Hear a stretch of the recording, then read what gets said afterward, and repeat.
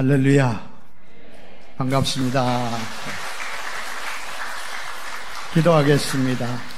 거룩하신 하나님, 내가 거룩하니 너희도 거룩하라 말씀하셨는데 저희들을 돌아보면 하나도 거룩한 것이 없어 주님 민망하고 죄송스럽습니다. 하나님을 본받아, 주님을 본받아 우리가 거룩한 그리스도인이 되게 하여 주옵소서. 이 시간에도 말씀에 은혜 주실 줄 믿사옵고 예수님 이름으로 기도드리옵나이다. 아멘. 저는 이 시간 요엘서 2장 28절 이하의 말씀을 중심으로 해서 어제, 오늘, 그리고 내일이라고 하는 주제로 말씀을 드리려고 합니다. 사람에게는 누구나 어제가 있었고 또 오늘이 있었고 또 내일이 있습니다. 나라도 마찬가지입니다. 과거가 있었고 현재가 있으며 미래가 있는 것입니다. 그런가 하면 교회도 마찬가지죠. 지나간 과거를 우리가 돌아볼 수 있고 오늘 현재 우리 교회의 모습을 볼 수 있으며 앞으로 우리 교회는 어떻게 변화될 것인가를 누구나 생각해 볼 수 있습니다. 어제는 오늘을 위해서 준비하는 것이고 오늘은 바로 미래를 위해서, 내일을 위해서 어떻게 살 것인가, 어떻게 준비할 것인가가 대단히 중요합니다. 역사의 과정을 보면은 고난당할 때도 있고 즐거울 때도 있고 나라로 말하면 부흥하고 잘 사는 그런 때도 있는가 하면 힘들고 어려운 때도 있을 것입니다. 앞으로는 어떻게 될 것인가? 또 이런 순간순간을 맞이하면서 우리는 어떤 자세로 살아가야 할 것인가? 대단히 중요하다고 생각합니다. 그래서 저는 오늘 본문을 통해서 요엘 선지자가 선지자 활동을 하던 시대에는 어떤 시대였는가를 돌아보면서 오늘 우리를 한번 조명해 보려고 합니다. 유다 나라 예루살렘을 향해서 하나님의 말씀을 선포했던 이 요엘은 여호와는 나의 하나님이라고 하는 뜻을 가진 이름으로 활동했으며 부두엘의 아들이라고 하는 외에 성경에는 그에 대한 별다른 설명이 없습니다.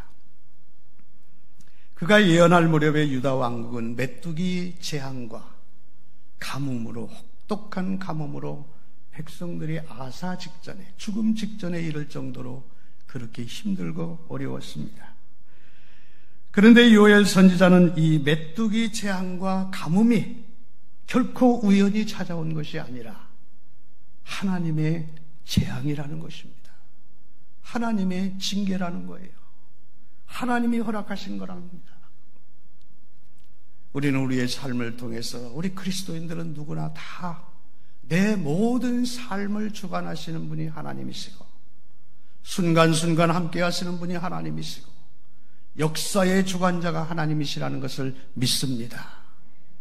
이 요엘 선지자는 그 당시의 상황을 하나님이 내리신 징계라고 보았습니다.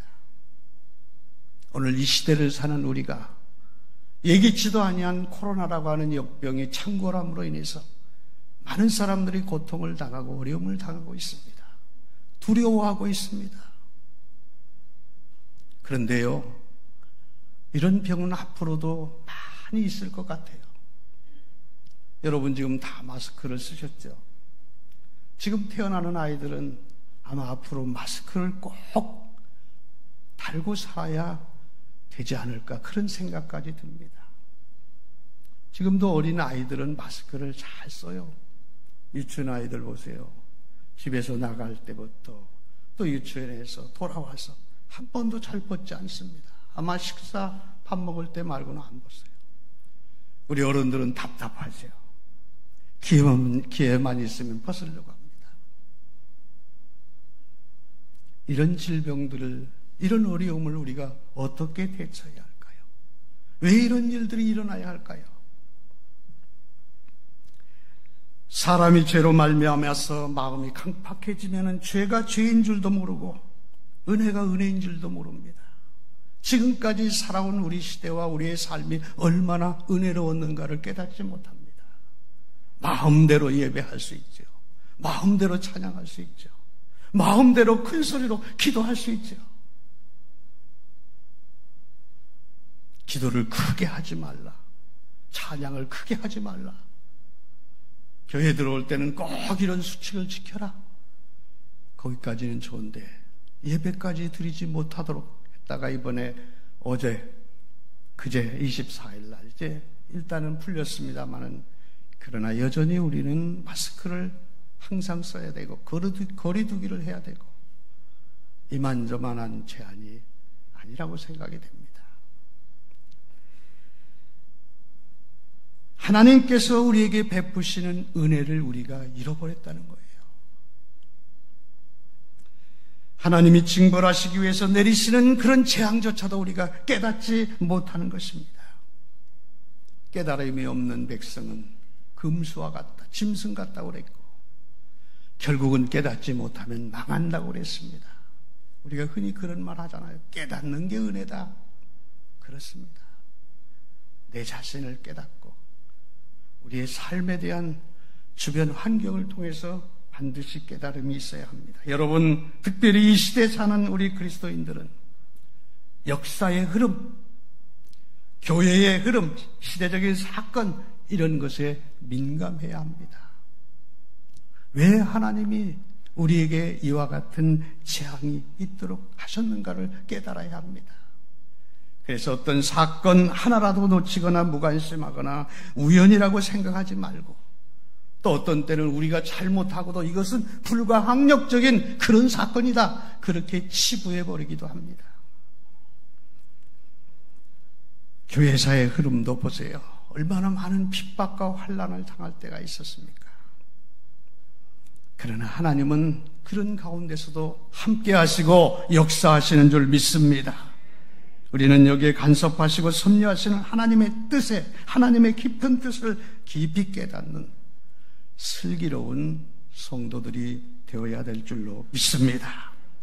오늘 본문에서 요엘 선지자가 외친 메뚜기 재앙, 여러분이 메뚜기 재앙이 뭐 그렇게 큰 재앙인가 생각할지 모르죠. 요즘 메뚜기 보기도 힘듭니다. 농약을 치고 소독을 하고. 그런데 그 당시에는 메뚜기 재앙은 엄청난 거였어요. 수십 마리, 수백 마리가 아니라 수만 마리, 수십만 마리가 때를 지어서 한번 일어나면 감당할 수가 없습니다. 오늘처럼 농약을 치는 일도 없었고, 그래서 1년 농사를 다 지어놔도 이 메뚜기 떼가 한번 쓸고 가면 다 허탕입니다. 아무것도 없어요. 이런 재앙이 한 해만 있어도 큰일인데 수해 동안 있었습니다.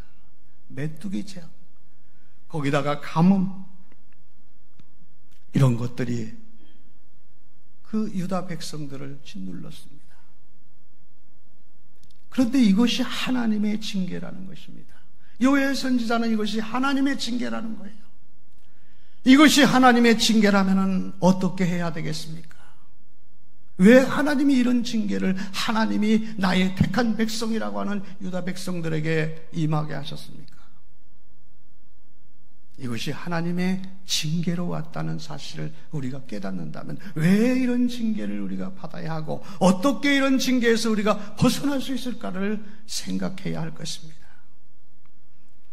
요나서에 보면 요나는 하나님의 백성이죠. 하나님의 사자입니다.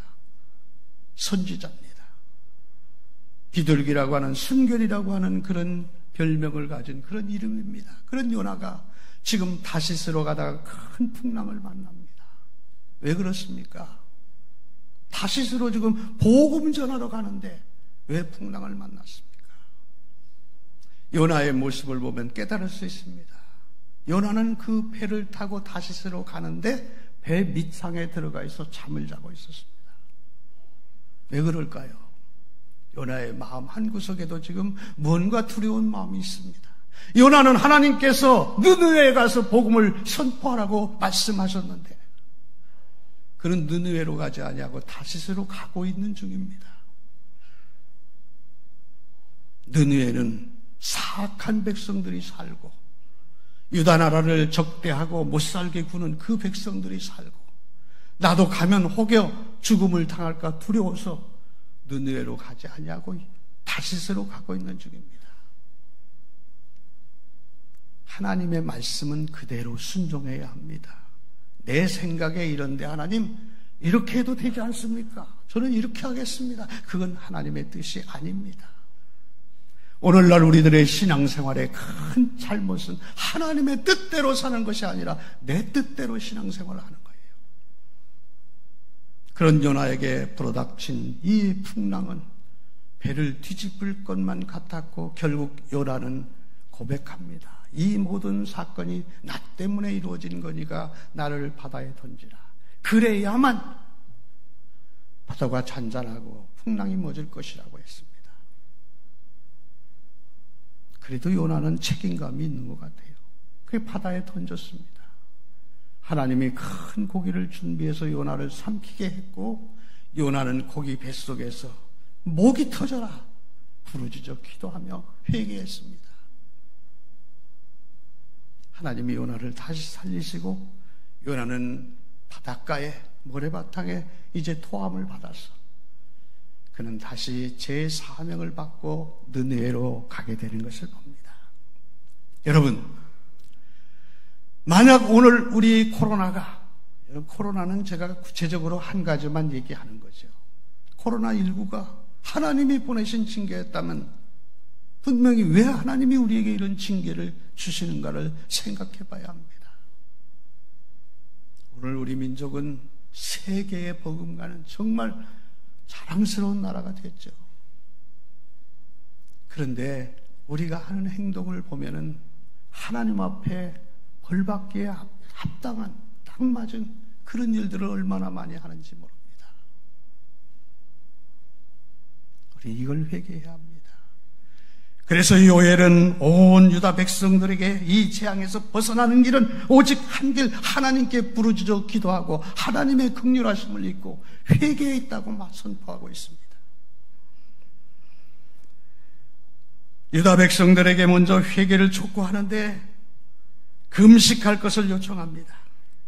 남녀노소를 막론하고 미스바의 성회로 모이라고 외쳤습니다. 갓 결혼한 신랑 신부도 어린아이도 젖 먹는 애기까지도 이 성회에 참석하라고 외쳤습니다. 왜 그렇습니까? 지금 상황이 중대하기 때문입니다. 요엘 선지자가 외친 그 메시지, 그 내용은 하나님께서는 분명 이 가뭄과 이 메뚜기 재앙을 통해서 더 크고 더 놀라운 일을 행하시며 더 어려운 일이 닥칠 것이라는 사실을 예고해 주신 것입니다. 아수르 백성들이, 아수르 나라가 침략할 것이라는 것입니다. 오늘의 이 시대는 정말 호화로운 시대, 넉넉한 시대지만 또 엄청나게 어려운 시대이기도 합니다. 사람들은 잘 살게 되면요, 하나님의 품을 떠납니다. 하나님을 찾지 않습니다. 하나님의 은혜를 잊어버리는 것입니다. 그래서 요나는 외쳤어요. 하나님이 우리를 위해서 얼마나 사랑하시고 축복하시고 복을 내려주셨는데 우리가 하나님을 떠나서 자행자제하고 하나님 없이도 살겠다고 큰 소리치고 하나님 보시기에 정말로 괘씸했을 것입니다. 요엘은 외쳤습니다. 거듭거듭 부르짖었습니다. 이제 울고 애통하며 금식하며 기도해야 한다고 선포했습니다. 진정 하나님의 말씀으로 돌아와 하나님의 뜻대로 살아야 된다고 말했습니다. 하나님 뜻대로 회개하고 진정 하나님께 돌아오면 이 가뭄과 메뚜기 재앙을 거두어주실 것이라고 했습니다. 더 나아가서 아수르 군대의 침입까지도 다 막아주실 것이라고 했습니다. 그렇다면 오늘을 사는 우리들은 우리 앞에 닥친 오늘의 현실을 어떻게 극복해야 하겠습니까? 회개해야 합니다. 하나님 앞에 돌아와야 합니다. 하나님의 말씀대로 살지 못했던 것, 하나님을 거역했던 것들에 대해서 우리는 회개해야 할 것입니다. 하나님께 회개하는 길밖에 없습니다.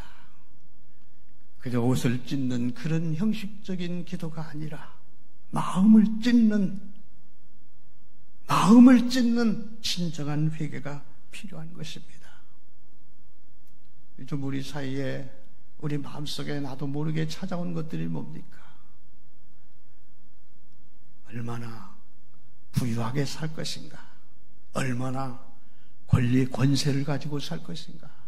얼마나 아름답게 살 것인가? 이쁘게, 미모로 얼마나 건강하게 살 것인가? 이게 우리의 목표가 되고 있습니다. 여러분, 이것은 그렇게 중요한 것은 아닙니다. 지금 우리에게 시급한 것은 마음을 찢는 회개가 먼저 있어야 할 것입니다. 하나님께 돌아오는 것입니다. 구원받는 것도 회개로부터 시작하는 것입니다. 교회 부흥도 회개로부터 시작합니다. 사회 개혁도 회개로부터 시작하는 것입니다. 오늘 우리가 왜 여기 모였습니까?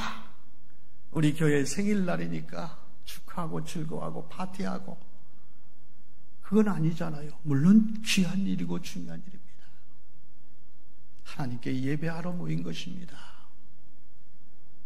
하나님 앞에 우리가 어떻게 더 잘 바르게 살 것인가를 생각하며 말씀을 듣기 위해서 온 겁니다. 그러기 위해서는 우리는 하나님 앞에 회개해야 된다는 것입니다. 주 안에서 우리 성도들이 다 하나 되는 거 얼마나 아름다운 것입니까? 이것도 회개로부터 시작되는 거예요. 우리가 하나 된다는 것, 예수 안에서 우리 하나 돼야지요. 끼리끼리 하나 되는 것이 아니라 예수 안에서 하나 되는 것입니다. 주의 말씀 안에서 하나 되는 것입니다. 그리스도 예수의 복음 안에서 하나가 되어야 한다는 것입니다. 우리가 하나님께 철저하게 회개할 때 자비로우신 하나님, 은혜로우신 하나님, 노하기를 더디하시는 하나님, 긍휼이 많으신 하나님께서 우리 앞에 닥친 모든 재앙을 물리쳐 주실 줄로 믿습니다. 요엘 선지자는 유다 백성들을 향해서 너희가 회개하고 하나님께 돌아오면 하나님께서 너희에게 주실 축복을 준비하고 계시다고 선언합니다. 첫째는 경제적인 부유함을 주실 것이라고 약속했습니다.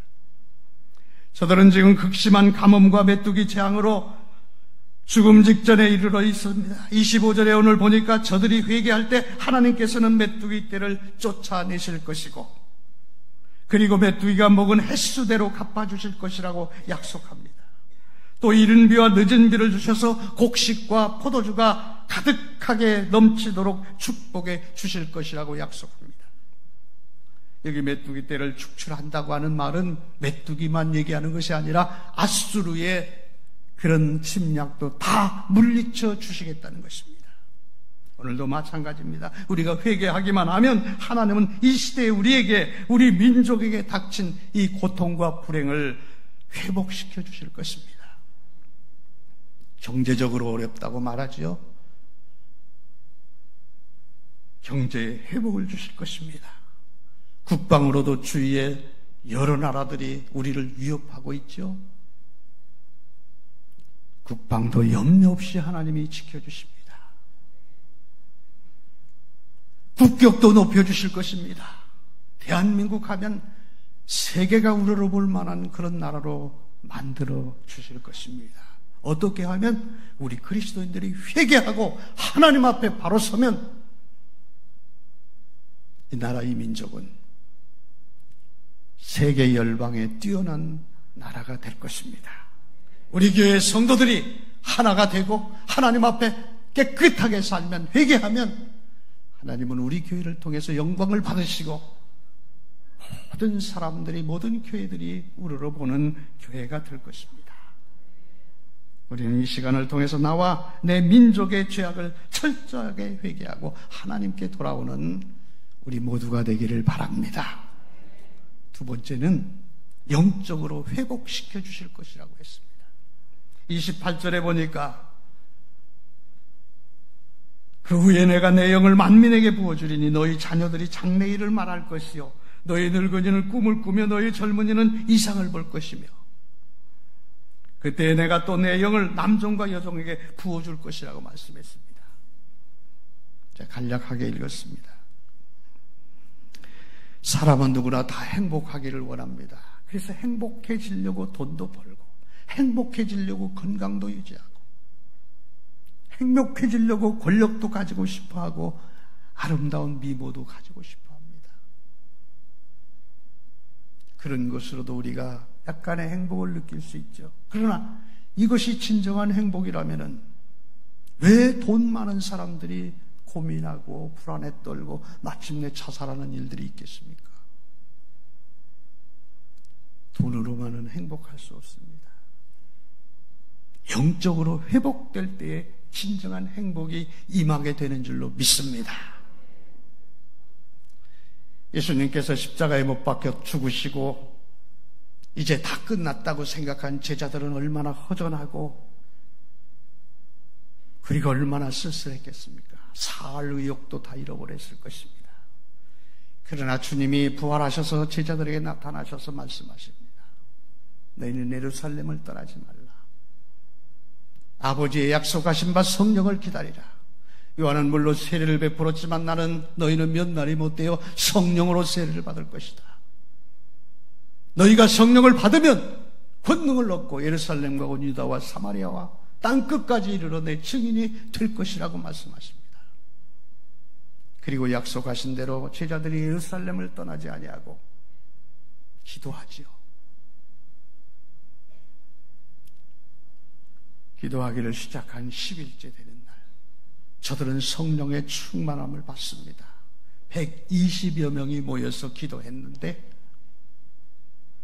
사도행전 2장 1절 이하에 보면 바람같은 성령, 불같은 성령이 저들에게 임했습니다. 위축되어 있고 두려워하고 떨던 저들이 용기와 담대함을 얻었습니다. 누구 앞에도 두려움이 없습니다. 저들은 정말로 행복한 사람들이 됐습니다. 성령이 임하면 바로 이와 같은 놀라운 역사가 일어나게 되는 줄로 믿습니다. 사도행전 2장 16절에 보면 베드로는 오순절 성령 강림에 대해서 이는 선지자 요엘에 말씀하신 것이라고 말합니다. 요엘은 이미 영을 받으면, 성령을 받으면 모든 문제가 해결된다. 영적으로 회복되면 두려움도 사라지고 모든 것이 회복된다고 하는 사실을 말했는데, 우리가 이런 성령의 충만함을 받기 위해서 제자들이 무엇을 했습니까?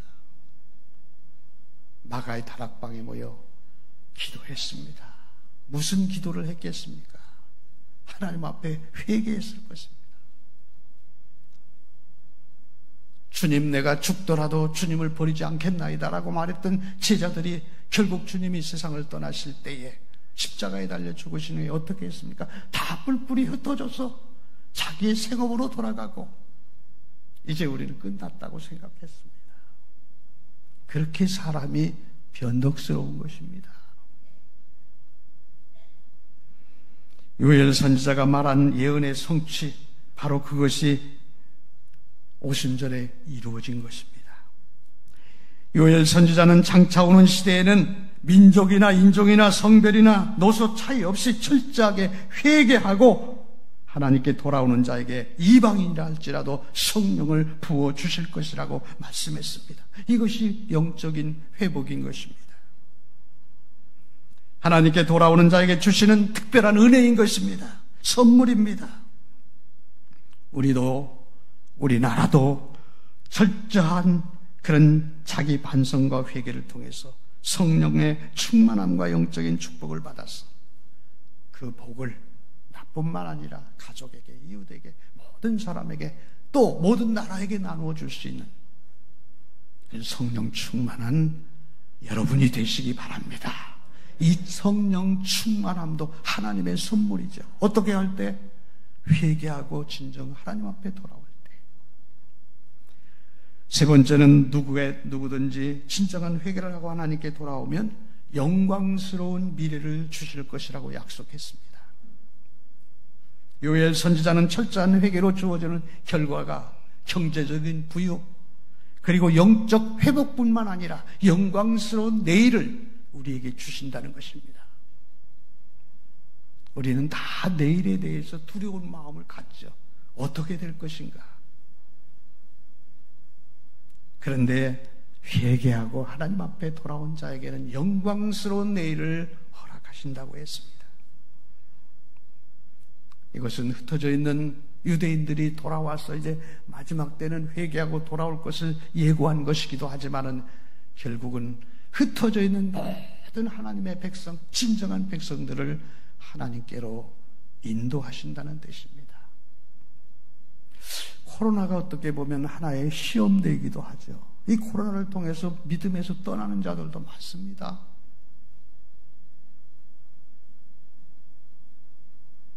하나님이 나를 시험하시는 하나님의 하나의 그런 징계가 아닌가도 생각해 보셔야 합니다. 그날에는 산들이 단포도들을 떨어뜨리고 작은 산들이 젖을 흘리는 것처럼 영적 생명이 충만해질 것이라고 말합니다. 가뭄에 시달리던 저들에게 모든 시내에 물이 흘러 넘칠 것이라고 말합니다. 사막과 같은 시딤 골짜기에 물이 철철 넘쳐 흐를 것이고 사막과 같은 삭막한 죄인들의 마음속에 하나님의 은혜의 단비가 넘칠 것이라고 말합니다. 그리고 오직 하나님의 백성만이 영원할 것이라는 말씀입니다. 여러분, 코로나19도 두려워하지 마시기 바랍니다. 하나님이 지키는 하나님의 백성은 어떤 경우에라도 염려할 것이 없습니다. 담대하시기 바랍니다. 마음껏 찬양하시고 마음껏 예배 드리고, 그렇다고 뭐 마스크 쓰지 말라, 거리 두게 하지 말라, 그런 뜻이 아닙니다. 우리가 최소한 우리가 지켜야 할 규칙들은 지키되 하나님의 말씀에 순종하고 하나님을 영광스럽게 하는 일에 최선을 다하시기를 바랍니다. 중요한 것은 오늘 이 시대, 이 사회, 그리고 이 나라, 그리고 우리에게 임한 하나님의 백성에 임한 이 재앙이 누구 때문이냐? 우리 때문입니다. 나 때문입니다. 다른 사람들을 핑계하지 마세요. 내가 마음을 찢는 회개와 금식으로 하나님께 돌아오는 일이 필요한 것입니다. 우리 마음에는 항상 예수의 흔적이 남아 있어야 돼요. 죽음은 죽을지라도 여러분, 죽기밖에 더 하겠습니까? 죽는 게 제일 무서운 거죠, 보통 사람들에게는. 그래서 어렵고 힘든 일, 위험한 일 하고 나서는 죽을 뻔 알았다 그러잖아요. 죽을 뻔 알았다. 죽는 게 끝이고 제일 무서운 것이기 때문에. 그런데 우리 성도들에게는 죽음 후에 영원한 하나님의 나라가 있습니다. 할렐루야. 내세의 소망이 있습니다. 이걸 믿지 못하는 사람은 참된 그리스도인이 아닙니다. 예수님이 나를 위해 십자가에 달려 죽으셨고 내 죄와 내 허물을 인하여 고난당하셨습니다. 왜? 나를 구원하여 영원한 하나님의 나라 백성으로 삼으시기 위해서. 이걸 잊어버리면 아무것도 아니죠. 안 믿는 사람과 다를 바가 아무것도 없습니다. 안 믿는 사람과 다른 것은 여러분의 행실이 그들보다 깨끗해서가 아니라 바로 이 차이인 것입니다. 이 차이를 알고 예수님이 나를 위해서 십자가에 달려 죽으시고 나를 하나님의 자녀로 삼으셨기 때문에 내가 하나님의 자녀답게 사는 삶이 바로 거룩한 삶인 것입니다. 우리는 어려운 일이 있다 할지라도 휩쓸리거나 두려워하지 말고 오히려 담대히 이 일을 헤쳐나가시는 우리 성도들이 되시기를 바랍니다. 말씀을 마무리합니다. 흔히 사람들은 희망이 없는 사람보다 더 불쌍한 사람은 없다. 희망이 없는 나라보다 더 불쌍한 그런 비참한 나라는 없다고 말합니다. 그렇죠. 희망이 없으면 가장 비참한 사람인데 누가 희망이 없습니까? 하나님을 떠난 사람은 희망이 없습니다. 하나님 안에 있는 사람은 희망이 있는 줄로 믿습니다. 절대로 세상 사람들처럼 그렇게 불안해하고 희망 없이 살 이유가 없습니다. 오늘의 시대를 가르쳐서 불확실성의 시대라고 말하죠. 내일을 모른다는 것입니다. 내일이 어떻게 될지 모르니까 다 불안해하는 것입니다. 우리 하나님이 내일도 여전히 나를 지켜주신다, 이렇게 확신하고 믿는 성도들은 불안해할 이유가 없는 줄로 믿습니다. 하나님은 우리가 죄를 회개하고 돌이켜 하나님의 의를 위해서 생명을 내놓고 살기로 작정하면 하나님은 우리에게 우리의 모든 것을 책임져 주십니다. 시간이 많이 지났죠. 우리의 죄악이 뭔지 아십니까? 요즘 이슈, 대두되고 있는 큰 문제가 뭡니까? 포괄적 차별금지법. 여러분, 그게 뭔지 아세요? 차별 금지한다는 법입니다. 얼마나 보기에 좋습니까? 근데 왜 앞에다 포괄적은 붙이고, 왜 그리스도인들이 다 반대하고, 양식 있는 국민들이 왜 반대합니까? 이건 거기에 숨어있는 악법이기 때문에 그것입니다. 차별을 금지하는 법이 우리나라 20여 개나 있어요. 개별적으로 있습니다. 남자와 여자의 차별이 없어야 하고, 가난한 자와 부유한 자가 차별이 없어야 하고, 어린이와 어른, 연령의 차별이 없어야 하고, 또 지체 부자여한 그런 자들과 건강한 사람도 차별이 없어야 하고, 다 좋은 일이죠. 여기 차별, 포괄적 차별금지법이라고 하는 것은 동성애를 얘기하는 거예요. 성에 대한 차별이 없다. 그래서 성에 대해서도 내가 남자로 태어났는데 여자가 되고 싶다, 여자로 내가 행세하고 싶다면 여자가 된다는 거예요. 여러분, 그럴 때 얼마나 혼란스러운 일들이 일어나겠습니까? 남자 화장실에 여자가 있고 여자 화장실에 남자, 분명히 남자인데 자기는 여자라는 거예요. 성적 지향이라는 말을 쓰는데 바로 그런 위험이 있습니다. 또 그러니까 모든 성은 동등하다, 짐승하고 결혼하는 거예요. 여러분 보셨죠? 사진 같은데 개하고 결혼합니다. 결혼. 그리고 자기 어머니하고도 또 결혼합니다. 그런데 이런 일들을 지금도 못하게 막고 있지만은 앞으로 그것이 통과되면 그것을 비난하거나 그것을 말하는 사람은 법적으로 조치가 되어서 벌을 받습니다. 그뿐만이 아닙니다. 목사가 강단에서 설교할 때 예수 믿으세요, 예수만이 구원받습니다, 그렇게 못합니다. 왜 예수만 구원받는다고 하느냐? 차별이라는 겁니다. 다른 종교와. 얼마나 무서운 법입니까?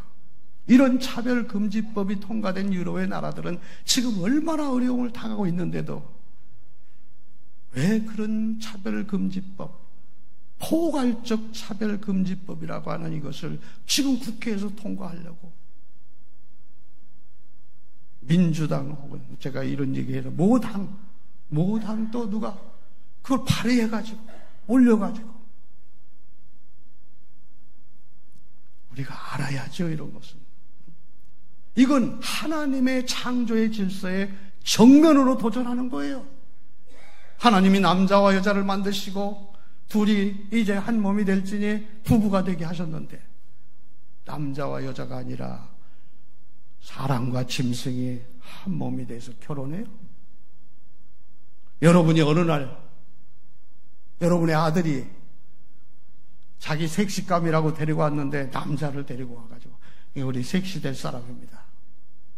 기가 막힌 일 아닙니까?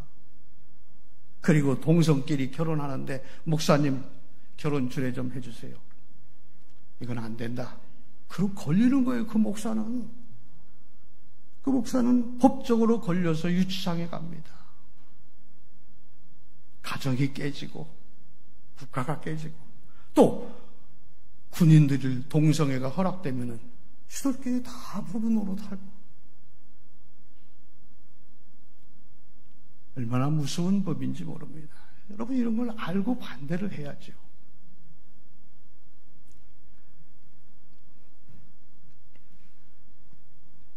이런 일들이 일어나고 있습니다. 이것은 이만큼 하나님이 지켜주시고 보호한 하나님의 백성들이 얼마나 무서운 죄를 계획하고 범죄하려고 하는지 모릅니다.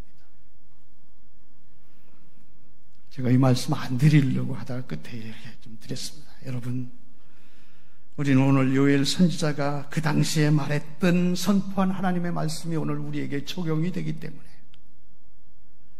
우리도 이미 과거를 살아왔습니다. 6.25 지난 후 70년 됐죠.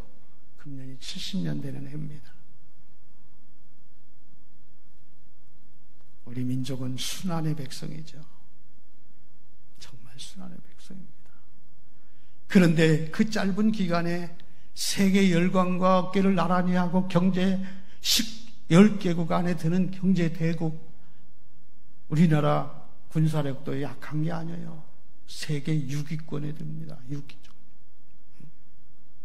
그리고 기술이, 머리가 얼마나 발달됐는지 좋은지 몰라요. 유대인들이 세계 곳곳에 가서 다 살고 있어요. 우리나라에는 없습니다. 물론 뭐 한두 명 관광객들이 와 있긴 하겠죠. 그 유대인 과학자가 연구를 했다는 거예요. 이 한국 사람은 어떻게 이렇게 돼요? 한국 사람은 IQ가 좋다는 거예요. 유대인보다 더 좋대요. 자, 하나님이 축복하신 겁니다. 이건 내 마음대로 할 수 있는 게 아니잖아요. 그리고 세계 첨단의 기술을 가지고 있어요. 미국보다 더 앞서 있어요. 어떤 면에서. 그런데 이런 축복을 받은 나라가 포괄적 차별금지법이나 만들어내고 하나님께 도전하고, 이 창세기에 나오는 바벨탑 사건과 다를 바가 없어요. 하나님 없이도 우리 살 수 있단 말이에요. 교회 안 나가도 우리 살 수 있다. 이런 일들이 의외로 많이 번져가고 있습니다. 우리가 기독교인 1200만 얘기했었는데 어느새 지금 800만 얘기를 하고 있어요. 사실 800만도 되는지 안 되는지 모르겠어요. 아까 말씀드린 것처럼 하나님의 백성들을 모아 하나님께서 하나님의 백성으로 선포하실 때에 그 숫자는 얼마나 될지 모르겠어. 우리 여기 계신 여러분들은 다 하나님의 택한 하나님의 백성의 숫자에 들으시기를 바랍니다.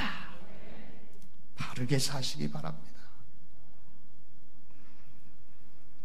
그래서 하나님의 축복과 은혜가 과거에도 현재에도 여러분 미래에도 하나님이 함께 하시는 놀라운 은혜와 축복이 여러분과 여러분 가정과 또 여러분이 섬기시는 이 교회 위에 우리 모두에 있기를 주의 이름으로 축원합니다.